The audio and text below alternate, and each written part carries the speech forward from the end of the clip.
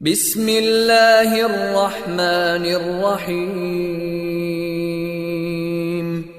شروع اللہ کے نام سے جو رحمان و رحیم ہے۔ اقرأ بسم ربک الذی خلق۔ پڑھو اے نبی اپنے رب کے نام کے ساتھ جس نے پیدا کیا۔ خلق الانسان من علق۔ جمے ہوئے خون کے ایک لوتھڑے سے انسان کی تخلیق کی۔ اقرأ وربک الاکرم۔ پڑھو اور تمہارا رب بڑا کریم ہے۔ الذی علم بالقلم۔ جس نے قلم کے ذریعے سے علم سکھایا۔ علم الانسان ما لم يعلم۔ انسان کو وہ علم دیا جسے وہ نہ جانتا تھا۔ بسم اللہ الرحمن الرحیم۔ شروع اللہ تعالیٰ کے پاک نام سے جو بہت بابرکت ہے اور رحم کرنے والا ہے۔ السلام علیکم تمام طلباء و طالبات، آپ کو ویڈیو نمبر 1 میں خوش آمدید کہتے ہیں۔ اور جیسا کہ آپ جانتے ہیں کہ تمام حالات کے پیش نظر جو تعلیمی سلسلہ ہے وہ پھر کچھ عرصے کے لیے منقطع ہو گیا ہے۔ اللہ تعالیٰ سے دعا ہے کہ وہ ان تمام حالات کو اور اس پریشانی کو جو ہے وہ ختم کرے اور ہمیں دوبارہ ہمارے تعلیمی مدارس کو آباد کرے، کیونکہ طلبہ جو ہے وہ کسی بھی تعلیمی مدرسے کا یا تعلیمی اسکولوں کا جو ہے وہ سرمایہ ہوتے ہیں، قیمتی اور رونق ہوتے ہیں۔ اللہ تعالیٰ سے ہم پھر دعا کرتے ہیں کہ اللہ تعالیٰ ہمیں تمام پریشانیوں سے اور بیماریوں سے محفوظ رکھے اور ہمارے تعلیمی سلسلے کو جو ہے وہ دوبارہ سے آباد کرے۔ جیسا کہ آپ جانتے ہیں کہ مکات دویم کا حصہ جو ہے آخر کا جو ہے وہ سلسلہ جو ہے ہمارا چل رہا تھا، اور اس میں ہمارے پاس جو تھے وہ 4 اسباق ہو چکے تھے شہید تک۔ اس کا درسی اور مشقی تمام کام جو ہے وہ آپ کی کاپی پر منتقل ہو چکا تھا۔ تو آج ہم اسی سلسلے کو جوڑتے ہیں آگے، اور اس کا سبق نمبر جو ہے وہ 5 یعنی ڈسٹرکٹ بورڈ کی ڈسپنسری کا جو ہے وہ مطالعہ کریں گے۔ میں آپ کے سامنے تھوڑا اس کی بلند خوانی کروں گی اس سبق کی، اور اس کے ساتھ ساتھ اس کی وضاحت بھی دوں گی، لیکن اس سے پہلے جو ہے ہمارے پاس جو ان کے مصنف قدرت اللہ شہاب کے بارے میں جو معلومات ہیں وہ تھوڑی سی جو ہے ہم اس کی وضاحت دیتے ہیں۔ اس میں دیکھیں، سب سے پہلے آپ کے پاس ڈسٹرکٹ بورڈ کی ڈسپنسری جو ہے وہ ایک آپ بیتی ہے۔ آپ بیتی کیا ہوتی ہے پہلے ہمیں اس کے بارے میں سمجھنا ضروری ہے، کیونکہ یہ بھی قواعد کا ایک موضوع ہے، ایک صنف ہے جس کے بارے میں سمجھنا بہت ضروری ہے۔ پھر ہمیں پتہ چل جائے گا کہ آپ بیتی جو ہے وہ مصنف نے کس بنیاد پر تحریر کری۔ تو یہ آپ کے سامنے کارڈ شیٹس پر تحریر ہے، میں اس کی تعریف جو ہے آپ کو ابھی سمجھاتی ہوں۔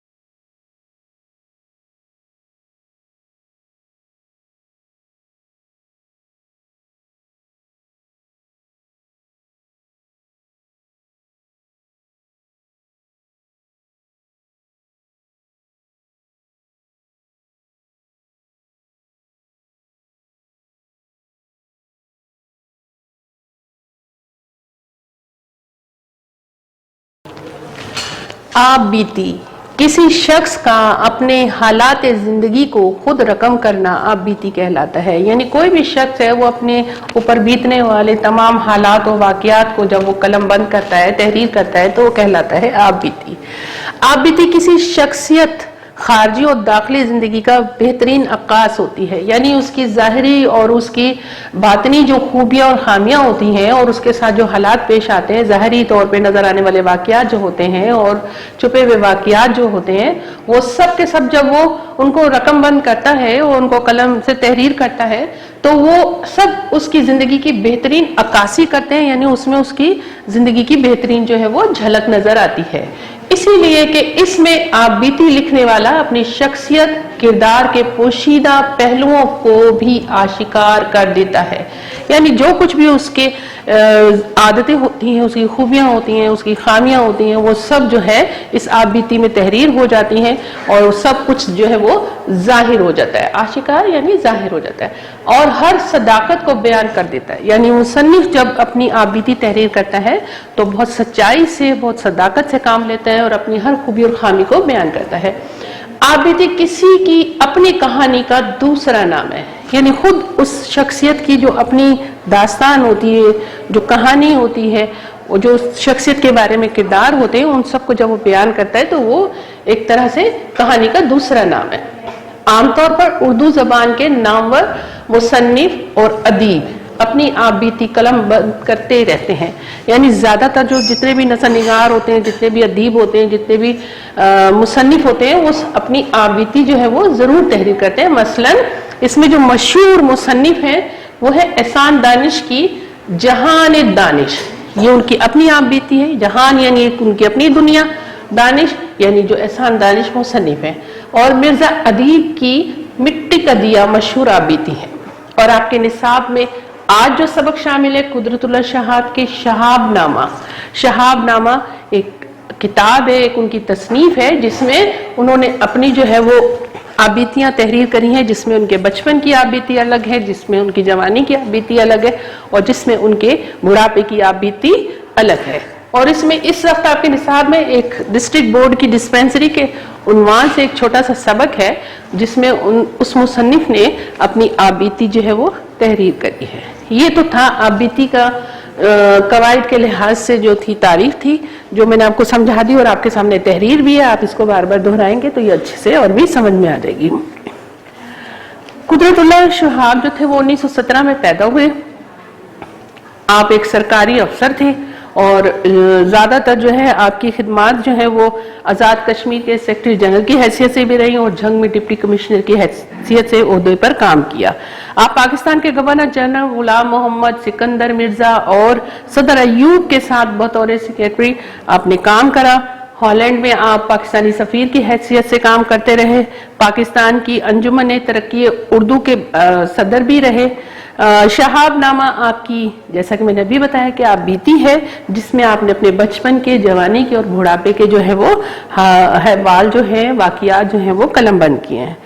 قومی خدمات کے اعتراف پر، یعنی آپ نے اتنا کام کرا نثر نگاری میں، تصنیف میں، تصانیف کے اندر، کہ آپ کو حکومت پاکستان نے ستارہ پاکستان کے اعزاز سے نوازا۔ اور آپ کی تصنیفات میں جو بہت زیادہ مشہور ہوئی وہ ہے یا خدا، نفسانے، ماجی اور سرخ فیتا، بہت مقبول کتابیں ہیں۔ اب ہم سبق کا مطالعہ کرتے ہیں۔ میں آپ کے سامنے ان کی آپ بیتی پڑھتی ہوں اور ساتھ ساتھ جو ہے آپ کو اس کی وضاحت دیتی ہوں، پھر آپ کی تمام کام جو ہے وہ کرنے میں، جو مشقی کام کرنے میں آپ کو آسانی ہوگی۔ اور اس کے علاوہ مشقی کام یعنی تدریسی مواد جو ہے، مشقی کام سارا جو ہے آپ کے پاس کچھ عرصے کے بعد آپ کو فراہم کر دیا جائے گا۔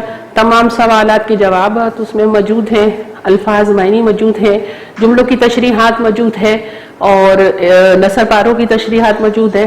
اس کے علاوہ جتنا بھی کثیر الانتخابی سوالات ہیں، یہ سب کام جو ہے آپ کے تدریسی مواد میں، حرشد و مواد میں موجود ہوگا، جو آپ تک کچھ عرصے کے بعد آپ کو فراہم کر دیا جائے گا۔ آپ اس کو اچھے سے اس کا مطالعہ کریں گے اور اس کے بعد اس کو آپ اپنی مشقی کاپی پر منتقل کر کے اور کاپی چیکنگ کے لیے آپ اسکول تک پہنچائیں گے تاکہ وہ کام آپ کا چیک ہو جائے۔ اس کے علاوہ ایک کام آپ کے پاس اور آئے گا، یعنی ہر سبق جو آپ پڑھ چکے ہیں اور جو آگے پڑھیں گے اس کی ایک چھوٹی سی سرگرمی ہوگی، ہر سبق کی الگ الگ بورڈ کے پیٹرن کے مطابق ہوگی۔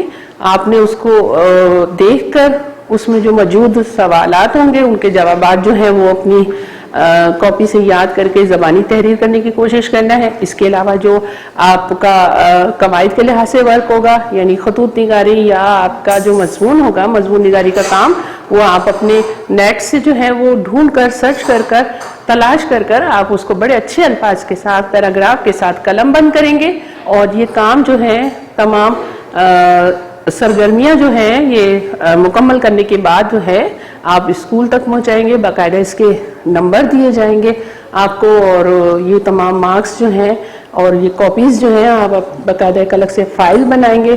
चेकिंग के बाद जब ये कॉपीज आपको वापस मिलेंगी तो आप इनकी बाकायदा एक फाइल बनाएंगे चैप्टर वाइज, और ये तमाम काम जो है जरूरत पड़ने पर आपसे लिया जाएगा। अब हम सबक का मुताला करते हैं। एक दफा मैं एक तवील दौरे से वापस आ रहा था। ये मुसन्निफ कुदरतुल्लाह शहाब जो हैं खुद बीती बयान कर रहे हैं कि एक लंबे दौरे से, तवील लंबे दौरे से, एक पुरफिजा मकाम पर डिस्ट्रिक्ट बोर्ड का एक डाक बंगला नजर आया। जी चाहा कि घंटा 2 घंटा यहाँ कयाम किया जाए, कयाम यानी रुक जाए। डाक बंगला खुला पड़ा था। अंदर गया तो देखा कि छत गायब है। पहले ख्याल आया कि शायद ये ओपन एयर थिएटर की तरह ओपन एयर डाक बंगला है। डाक बंगला कहते हैं एक सरकारी रहाइश का, जिसमें थोड़ी देर के लिए सरकारी अफसर जो है वो आराम करते हैं। लेकिन चौकीदार ने बड़ी खंदा पेशानी से वजाहत दी, यानी थोड़ा सा मुस्कुरा के चौकीदार ने वजाहत दी कि दरअसल ये 1950 के सैलाब का नतीजा है, यानी 1950 में कभी सैलाब आया होगा और उसमें जो है डाक बंगले की छत जो है वो बह गई। मैंने पूछा कि भाई सैलाब तो जमीन पर आया था, लेकिन छत आसमान से क्यों कर गिर पड़ी? चौकीदार ने सादा लोही से जवाब दिया कि साहिब इसमें भी अल्लाह की कोई हिकमत होगी। हिकमत कहते हैं अक्लमंदी, ठीक है। इस डाक बंगले में चीनी की चंद पिर्च प्यालियां और कुछ रकाबियां कहते हैं वो बर्तन जिसमें खाना निकाला जाता है, यानी दूसरे लफ्जों में प्लेट को कहते हैं, भी मौजूद थी। इन सब की पुश्त पर अंग्रेजी में जॉनसन एंड जॉनसन लंदन 1854 दर्ज था, यानी 1854 100 साल पुरानी बर्तन मौजूद थे। चीनी के बने हुए ये ज़रूफ का मतलब होता है बर्तन 100 बरस पुराने थे, लेकिन हमारी तामीर की हुई डाक बंगले की छत सैलाब के एक ही रेले से बहकर गिर गई थी। यहाँ मुसन्निफ ने हल्का सा जो है वो जो है तंज किया है या एक खामी बयान की है कि जो अंग्रेजों के जमाने के बर्तन थे वो तो 100 साल पुराने मजबूत हैं और वो मौजूद हैं, लेकिन जो क़याम पाकिस्तान के बाद डाक बंगले की छत थी वो सैलाब की नजर आसानी से हो गई। डाक बंगले की रियायत से मुझे डिस्ट्रिक्ट बोर्ड की एक डिस्पेंसरी याद आ गई जो एक निहायत दूर अब्तदा गांव में मौजूद थी, यानी एक छोटा सा अस्पताल था डिस्पेंसरी के नाम से जो एक करीबी गांव में मौजूद थी। बगैर इतला दिए दूर दराज देहात में अकेले घूमने का मुझे बेहद शौक था। ये बात मुसन्निफ कह रहे हैं कि उनको घूमने फिरने का बहुत शौक था और वो अकेले ही बगैर बताए बिन बुलाए मेहमान की तरह जो है वो मुख्तलिफ जगहों पर पहुंच जाया करते थे। इस तरह वो डिप्टी कमिश्नर के ओहदे पर फाइज थे। जाहिर है जब इस तरह बगैर बुलाए कहीं का दौरा करते थे या कहीं जाते थे तो वो सारी खूबियां और खामियां जो हैं उस इदारे की जानना चाहते थे। इसी तरह एक इंसान की आंख उन नज़ारों का मुशाहिदा करती है जो डिप्टी कमिश्नर की आंख को नसीब नहीं होता। यानी यहाँ पर बहुत गहरी एक बात है मुसन्निफ की कि अगर आप इंसानियत के नाते बगैर बताए अपने ओहदे को जाहिर किए बगैर किसी जगह का जो है मुआयना करते हैं, उस जगह की सैर करते हैं या उस जगह जाते हैं कुछ मालूम करने के लिए, तो आपको बहुत कुछ मालूम हो जाएगा कि इस इदारे में क्या खामियां हैं, क्या खूबियां हैं, कौन से लोग सही काम कर रहे हैं और कौन से लोग जो है वो लापरवाही कर रहे हैं। लेकिन अगर आप डिप्टी कमिश्नर का ओहदा बताकर वहां का मुआयना करते हैं तो फिर आपको खूबियां ही नजर आएंगी उस इदारे की। खामी जो है वो हर खामी को आपके सामने से पोशीदा कर दिया जाएगा, छुपा दिया जाएगा। इन दो आंखों में बड़ा अजीब और गरीब फर्क है। इंसान की आंख सब कुछ देखती है और डिप्टी कमिश्नर की आंख फक्त वही देखने की आदी होती है जो उसे दिखाया जाता है। इसके अलावा इंसान की आंख अमूमन सीधी होती है और डिप्टी कमिश्नर की आंख अपने टेढ़े तिरछे जावियों की वजह से किसी कदर महंगी हो जाती है। यानी इंसान की आंख जो है जब वहां का दौरा करती है, एक इंसान वहां का दौरा करता है तो एकदम उसके सामने मिसाल के तौर पे अगर किसी अस्पताल का दौरा किया जाता है और वो डिप्टी कमिश्नर जो है वो बगैर बताए वहां पर जाता है मुआयना करने के लिए, तो उसको दवाइयों का जो है बारे में पता चल जाता है कि सही है या नहीं है, और सफाई सुथराई कैसी है, मरीजों की खिदमत कैसे की जा रही है, वहाँ का स्टाफ कैसा है। तो ये सारी खूबियाँ और खामियाँ उसके सामने जो है वो आ जाती हैं। लेकिन अगर वो अपने ओहदे को जाहिर करके उस जगह का मुआयना करता है तो फिर वहाँ सारी अच्छे तरीके से सफाई सुथराई हो जाती है, दवाइयाँ मौजूद हो जाती हैं, और जो है स्टाफ जो है बहुत बेहतरीन तरीके से मरीजों की खिदमत करने में बज़ाहिर नजर आता है। तो ये सारी जो खामियां होती हैं वो कहीं छुप जाती हैं और खूबियों को जो है वो दिखाया जाता है उस ओहदेदार को, उस अफसर को। खैर, इस दौर इब्तदा गांव में मुझे एक अस्तबल नजर आया। अस्तबल का मतलब होता है जहाँ घोड़े बांधे जाते हैं, जो दरअसल वहां का अस्पताल था। डॉक्टर साहब धोती और बनियान पहने कुर्सी पर उकड़ू बैठे, अपने घुटनों पर पर्चियां रखे नुस्खे लिख लिख कर मरीजों को दे रहे थे, जिन्होंने कुर्सी के चारों तरफ घेरा डाला हुआ था। क्या मर्ज है, डॉक्टर साहब हर मरीज से सवाल करते। मरीज अपनी बिसात के मुताबिक अपने मर्ज की खुद तशखीस करता। तशखीस का मतलब होता है जानना, अपने मर्ज को तलाश करना। और डॉक्टर साहब बड़ी जरूरत से नुस्खा लिख उसके हवाले कर देते। गालिबन ये नुस्खा तावीज़ के तौर पर इस्तेमाल होता था, क्योंकि मरीज नुस्खा लेकर बगैर कोई दवा मांगे वहां से चला जाता था। यानी अगर उसके पास पैसे होते तो वो दवाई खरीद लेता था, वरना वो दवाई का जो पर्चा होता था वो अपने घर पे किसी कोने में डाल देता था। मेरी खाकी पतलून और सफेद बुशर्ट के लिहाज से डॉक्टर साहब ने मुझे अपने सामने एक बेंच पर बिठा लिया। ये बात मुसन्निफ बता रहे हैं कि जब मैं वहां पहुंचा तो डॉक्टर साहब ने एक नजर मुझे देखा और मुझे अपने सामने, मैंने पतलून और बुशर्ट पहनी हुई थी, तो मुझे जो है अच्छे घराने से ताल्लुक रखते हुए, समझते हुए उन्होंने मुझे अपने सामने तहजीब और तमीज से बिठा लिया, जिस पर उनका हुक्का और पानदान पड़ा था।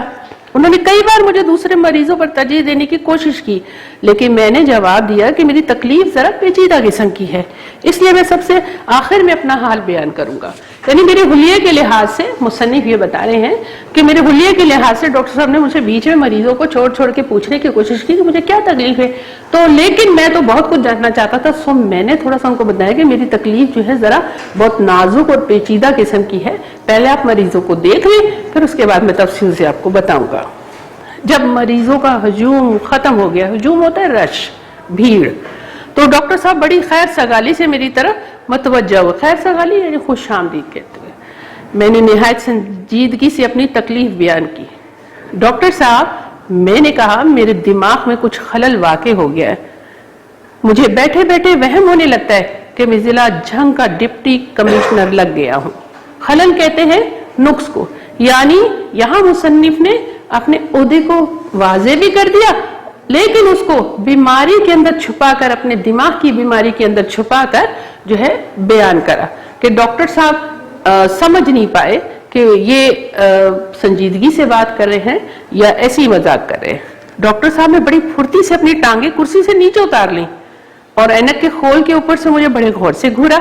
जब इन्हें अच्छी तरह अंदाजा हो गया कि मेरी तराश खराश और वज़ाक़त में डिप्टी कमिश्नर की कोई अलामत मौजूद नहीं है, तो फिर कुर्सी पर उकड़ू बैठ गए। यानी पहले उन्होंने जल्दी से अपने आप को सीधा कर लिया कि ये जो बात फरमाई है डिप्टी कमिश्नर की, तो कहीं वाकई ये डिप्टी कमिश्नर तो नहीं है मुसन्निफ।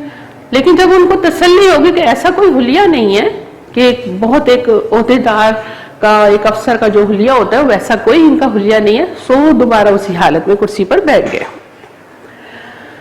और कागज घुटने पर रखकर गालिबन नुस्खा लिखने में मशगूल हो गए। मुझे यकीन है कि अगर वक्त उन्हें मोहलत देता तो वो मेरे लिए बदहजमी का इलाज करते, लेकिन ऐन इसी वक्त गांव के नंबरदार ने वहां पहुंचकर मेरे जनून का राज फाश कर दिया। राज फाश करना यानी कोई भी छुपी हुई बात को जाहिर कर देना। वहां पे वो गांव के एक नंबरदार आ गए और वो जाहिर मुसन्निफ को पहचानते थे कि डिप्टी कमिश्नर के ओहदे पर फाइज हैं और यहाँ बैठे हुए, तो वो एकदम जब उनके ओहदे के लिहाज से उनको पुकारते तो वो जो है डॉक्टर जो है सचमुच जान जाता है। डॉक्टर साहब बेतहाशा भागकर अपने क्वार्टर में गए और कुछ देर के बाद बनियान के ऊपर शेरवानी पहने और हाथ में स्टेथोस्कोप लेकर बरामद हुए। अब उन्होंने खालिस अफसराना अंदाज में मेरी तशरीफ आवरी पर अपनी खुशनुदी का इजहार फरमाया और मुझे अस्पताल का मुआयना करने की दावत दी।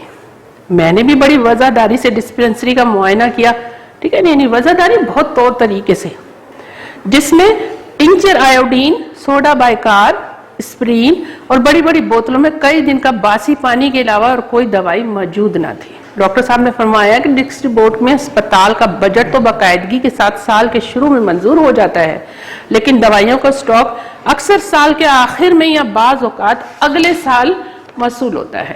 یہاں پر مصنف کو جانکاری دی گئی، جس بات سے آگاہ کیا وہ یہ بتانے کی کوشش کی گئی۔ ڈاکٹر صاحب نے یہ بتایا کہ جو بجٹ جو فلاح و بہبود کے لیے جو پیسہ ملتا ہے حکومت سے اس ڈسپینسری کے لیے، وہ جب تک ان کے پاس آتا ہے یا جب تک وہ اس پہ کام شروع کرتے ہیں تو بجٹ جو ہے وہ اتنا کم ہو چکا ہوتا ہے کہ اس میں صرف جو ہے وہ دوائیاں، تھوڑی بہت دوائیاں آ جاتی ہیں، تھوڑا بہت اس کا کام ہوتا ہے، یعنی جتنا بجٹ آنا چاہیے، جتنا بجٹ پاس ہوتا ہے، وہ کوئی رقم جو ہے وہ ان تک جو ہے وہ نہیں پہنچتی۔ ڈاکٹر صاحب کو یقین تھا کہ اس تاخیر کا ہسپتال کی ہر دل عزیزی یا افادیت پر ہرگز کوئی برا اثر نہیں پڑتا، کیونکہ دوائیاں موجود ہوں یا نہ ہوں مریض بہرحال ہر حال میں آتے رہتے ہیں۔ اور پھر ڈاکٹر صاحب نے اپنے رجسٹر کے اعداد و شمار سے مجھے یہ خوشخبری بھی سنائی کہ متواتر کئی برس سے مریضوں کی تعداد میں خاطر خواہ اضافہ ہو رہا ہے۔ یعنی کسی بھی ڈسپینسری یا ہسپتال کی بنیاد اسی وجہ سے ہوتی ہے کہ وہاں علاقے میں اگر تھوڑی بہت بیماری موجود ہے یا کوئی ایسا مسئلہ ہے تو وہ ختم ہو جائے، لیکن یہاں اس ڈسپینسری کے قیام کے بعد سے جو ہے وہ بیماریوں میں مسلسل مریضوں میں اتنا اضافہ ہوا جو ڈاکٹر صاحب کے لیے خوشخبری تھی۔ ڈاکٹر صاحب اس مقام پر پورے 9 برس سے مساحی فرما رہے تھے، یعنی 9 سال ہو گئے تھے ان کو وہاں پر کام کرتے ہوئے۔ انہیں فخر تھا کہ اس دوران ملیریا کے مریضوں میں 75%، پیچس کے مریضوں میں 50% اور خارش کے امراض میں 45% کا اضافہ ہو چکا ہے۔ ڈسپینسری کا آخری معائنہ 1931 میں ہوا تھا۔ ڈاکٹر صاحب نے مجھے اسپتال کا انڈور وارڈ بھی دکھایا جس میں غالباً ان کی بھینس بندھی ہوئی تھی، کیونکہ ایک کونے میں تازہ گوبر کے نشان تھے جنہیں ابھی ابھی صاف کیا گیا تھا۔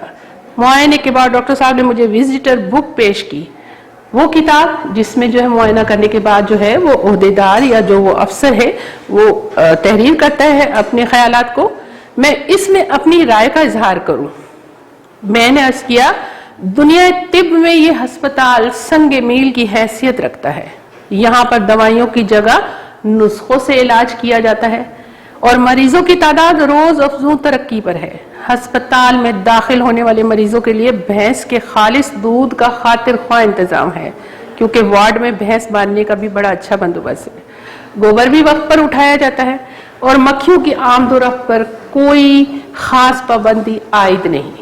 یعنی مصنف نے تنقید کی لیکن جملوں کا اور گفتگو کا اور تحریر کا وہ انداز اپنایا کہ وہ اپنی جو تمام انہوں نے خامیاں جو دیکھی تھی اس وقت ڈسپینسری میں ان کو جو ہے بڑے اچھے انداز میں اس وزٹر بک میں تحریر کر دیا۔ چند ماہ بعد جب میں دوبارہ اسی ڈسپینسری کو دیکھنے گیا تو وارڈ میں ڈاکٹر صاحب کی بھینس تو بدستور بندھی ہوئی تھی، لیکن وزٹر بک کے جس ورک پر میرے پہلے معائنے کی رائے درج تھی وہ غائب تھا۔ یقیناً آپ کی سمجھ میں ساری گفتگو آ گئی ہوگی کہ مصنف نے اپنی آپ بیتی جو تحریر کی ہے، یعنی جو حالات اس ڈسپینسری کا معائنہ کرتے ہوئے ان کے ساتھ پیش آئے اور جو کچھ انہوں نے محسوس کرا اور جس طرح انہوں نے اپنی رائے کا اظہار کرا، اس رائے کا اگلی بار معائنہ کرنے پہ جو نتیجہ نکلا، یہ ساری بات جو ہے وہ مصنف نے بہت اچھے طریقے سے اپنی اس آپ بیتی میں تحریر کری ہے۔ مصنف قدرت اللہ شہاب نے اپنے شہاب نامہ جو تصنیف ہے اس میں تمام آپ بیتیاں مختلف دور کی جو ہے وہ بیان کی ہیں، جس میں بچپن کی آپ بیتی، جوانی کی آپ بیتی اور بڑھاپے کی آپ بیتی جو ہے وہ قلم بند کی گئی ہے اور تحریر کی گئی ہے۔ آپ کو یقیناً تمام سبق کی اچھے سے وضاحت ہو گئی ہے۔ اس سے جو جڑے سوال جواب ہیں وہ میں ایک دفعہ آپ کے سامنے دہرا دیتی ہوں، لیکن یہ تحریری تدریسی مواد میں جو ہے وہ آپ کو فراہم کر دیا جائے گا، اور تمام سوالوں کے جواب اور کثیر الانتخابی سوالات ہیں۔ اس کے علاوہ اس میں واقعہ ہے، پھر اس کے ساتھ ہی خطوط نگاری کا محکمے کو خط لکھنا ہے جس میں ڈسپینسری کے صحت و صفائی کے بارے میں تھوڑا سا ایک پیراگراف لکھنا ہے۔ تو یہ تمام جو تدریسی حل شدہ مواد ہے یہ آپ کو کچھ عرصے بعد فراہم کرا جائے گا، جو آپ اپنے اسے دیکھ کر کاپی پر کام جو ہے وہ खुशखती से तहरीर करेंगे। पहला सवाल है, चौकीदार ने डाक बंगले की छत गायब होने की क्या वजह बताई? आपको पता है कि उसने वजह यही बताई कि 1950 को जो सैलाब आया था उसमें जो है वो उसकी डाक बंगले की जो छत जो है वो बह गई थी, और उसके बाद जो है वो 100 साल पुराने जो वहाँ बर्तन अंग्रेजों के ज़माने के मौजूद थे वो इतने मजबूत थे, और उस मटेरियल जो है उसका जो सामान जो है वो इतना अच्छा इस्तेमाल हुआ था कि वो इतना 100 साल पुराना होने के बावजूद जो है वो नहीं खराब हुआ, नहीं टूटा। लेकिन जो क़याम पाकिस्तान के बाद जो इसकी छत थी बनाई हुई डाक बंगले की, वो इतनी हल्की थी कि वो सैलाब के एक रेले से बह गई। इसके बाद हमारे पास दूसरा सवाल है, मुसन्निफ ने देहात में घूमने के शौक की क्या वजह बताई? आपको पता मुसन्निफ को आबीती तहरीर करने का बहुत ज़्यादा शौक था। अपनी तीनों अदवार यानी तीनों दौर की आबीतियाँ उनकी मौजूद हैं उनके शहाबनामा में, और शौक की उनकी सबसे बड़ी वजह ये थी कि वो डिप्टी कमिश्नर के ओहदे पर फाइज थे, और उनको बगैर इतला दिए जो है वो ऐसी जगहों पर जाकर जो है वो तमाम खूबियाँ और तमाम खामियों को देखने का शौक था, और वो बहुत कुछ जानना चाहते थे उन जगहों पर जाकर कि काम जो है वो सही तरीके से हो रहा है या नहीं हो रहा, या जिस तरह डॉक्टर वहाँ पे मौजूद था वो किस तरह मरीजों की खिदमत कर रहे हैं या नहीं कर रहे। तो ये तमाम बातें जानने का शौक था, इसी वजह से वो अचानक बगैर इतला के वो सब कुछ देखना चाहते थे जो वो खुद जो है जाकर बताकर नहीं देख पाते थे। तीसरा है, मुसन्निफ को गांव में जो अस्तबल नजर आया वो दरअसल क्या था? आपको बताया जैसे सबक में शुरू में मैंने जो है वो पढ़ा कि जो अस्तबल था वो दरअसल एक इलाके की जो थी वो डिस्ट्रिक्ट बोर्ड की सरकारी जो सरकार की तरफ से जो बनाई गई थी वो एक डिस्पेंसरी थी जो मरीजों की जो है देखभाल के लिए बनाई गई थी। इसके बाद आपके पास सवाल आ रहा है, मुसन्निफ ने अस्पताल के इंडोर वार्ड को कैसा पाया था? इंडोर वार्ड में आपको जैसे मालूम है सबक के दौरान हमें पढ़ा कि वहाँ एक भैंस बंधी हुई थी, ठीक है, और कुछ दवाइयाँ थी, और इसके अलावा जो है वहाँ सफाई सुथराई का कोई इंतज़ाम नहीं था, ठीक है, क्योंकि वहाँ पे गाय के जो थे वो गोबर के निशानात जो थे मौजूद थे, और मक्खियों की आमदोरफ्त भी बहुत ज़्यादा थी, तो इस वजह से यानी सफाई सुथराई का काम बिल्कुल नहीं था। गाँव के नंबरदार के बताने पर डॉक्टर साहब का क्या रद्द अमल था? गांव के नंबरदार ने डिप्टी कमिश्नर यानी मुसन्निफ कुदरतुल्लाह शहाब को पहचान लिया था, और जैसे ही उसने आपको खुशामदीद कहा तो जो है डॉक्टर जो है वो आपके बारे में जान गया और बुखला गया था, और फौरन ही जो है अंदर जाके अपनी शेरवानी और कुर्ता जो है वो पहन कर आ गया था। डॉक्टर साहब की सुलिया में मरीजों का मुआयना कर रहे थे। सबक के दौरान ही आपने जायजा लिया कि डॉक्टर साहब धोती और बनियान पहने कुर्सी पर उकड़ू बैठे थे, घुटनों पर पर्चियां रखे नुस्खे लिख लिख कर डॉक्टर को दे रहे थे, ठीक है। तो बाकी जो मश्की काम है इसमें दुरुस्त जवाबों पर निशान लगाना, अल्फाज, जुमले, फिर लेकिन अहम काम सबसे आपके पास ये आएगा कि जुमलों की तशरीहात है और इक्तिबास यानी नसर पारों की तशरीहात है, वो आपको यहाँ पर जुमले और नसर पारों की तशरीहात जो है वो फराहम करी जाएगी। बाकायदा ये काम तमाम तदरीसी सलूशन में जो है यानी तदरीसी मवाद में मौजूद होगा, जो बहुत ध्यान से आपको करना होगा, ठीक है। और इसके अलावा इससे पहले आप मरकजी ख्याल और खुलासे का काम करते रहे हैं, लेकिन इस बार आप खुलासा और मरकजी ख्याल जो है वो हवाला सबक और मुसन्निफ के साथ करेंगे, और पिछले भी तमाम असबाक के मरकजी ख्याल या खुलासे जो आपने तहरीर करें उसमें हवाला आपको फराहम किया गया जुमलों की तशरीहात के अंदर, तो आपने वो हवाला जो है मरकजी ख्याल और खुलासे के साथ तहरीर करना है। इस तरह अपना तमाम काम जो है आपको कॉपी पर मुंतकिल करना है और बहुत देखभाल के अच्छे तरीके से खुशकदी से तहरीर करना है। और इसके अलावा आपने तमाम काम को अच्छी तरह याद भी करना है, क्योंकि जब हम किसी चीज़ को लिखते हैं और उसे याद करते हैं तो उसके बाद उसमें जो मुश्किल अल्फाज होते हैं अगर उनको लिखने की मशक करें तो हमारी जो याद दहानी यानी जो उन्वानात को हमने याद किया होता है, जो मौज़ूआत हमने अच्छे से याद किए हुए होते हैं, तो उसमें इमला की गलती की गुंजाइश नहीं होती। इस सबक में जितने भी मुश्किल अल्फाज मौजूद थे वो सब यहाँ तहरीर हैं इस कार्ड शीट्स पर। आप एक दफ़ा इनका जायज़ा ले लें, फिर मैं आपको ये अच्छे तरीके से समझा देती हूँ।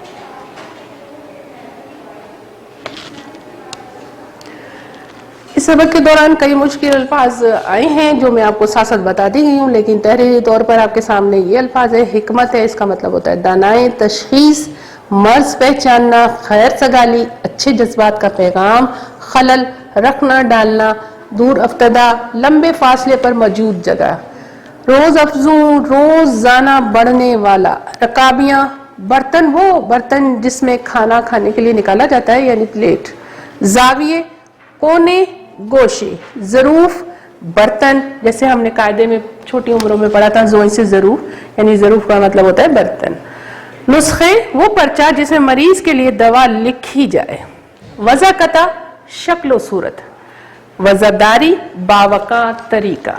یہ تمام الفاظ مشکل الفاظ تھے جو آپ کی آپ بیتی میں موجود تھے اور وہ میں نے یہاں تحریر کرے ہیں۔ آپ ان کو اچھے سے یاد کریے، کیونکہ جب آپ ان کو یاد کر لیں گے تو یہ آپ کے تمام تدریسی سوالات کے جوابات میں، مرکزی خیال میں، خلاصے میں ان الفاظ کا استعمال جو ہے وہ بآسانی کر کے ہم تحریر کو اپنی خوبصورت اور خوشخط بنا سکتے ہیں۔ امید ہے کہ تمام کام اچھی طریقے سے سمجھ میں آ گیا ہوگا، اور اس ویڈیو کلاس کے پیش نظر مشقی کام کو سمجھتے ہوئے تمام کام کا اچھی طرح جائزہ لے کر آپ اس کو یاد کیجئے۔ اس کے علاوہ تمام مقاط اول کا حصہ آخر میں جتنے بھی اسباق تھے ان کی سرگرمیاں یعنی ان کی ایکٹیویٹیز جو ہیں الگ الگ مضمون کے لحاظ سے آپ کو فراہم کی جائیں گی۔ تھوڑے سے بعد آپ ان کو حل کریے، باقاعدہ ان کے نمبر ہیں ان کے اوپر موجود، اور آپ ان کو اسی کے مطابق اچھے طریقے سے تحریر کو حل کر کے آپ اسکول تک پہنچائیے، تاکہ ان کا تنقیدی جائزہ لے کر آپ کو اس کے نمبر دیے جائے، اور آپ ان کی باقاعدہ ایک فائل بنائیے اور تمام کام کو اس فائل میں لگائیے، کیونکہ ضرورت پڑنے پر آپ سے وہ کام جو ہے وہ مانگا جائے گا۔ اس کے ساتھ ہی ہم اپنی اس ویڈیو کا اختتام کرتے ہیں۔ انشاءاللہ اگلی ویڈیو کے ساتھ پھر حاضر ہوں گے۔ اللہ حافظ۔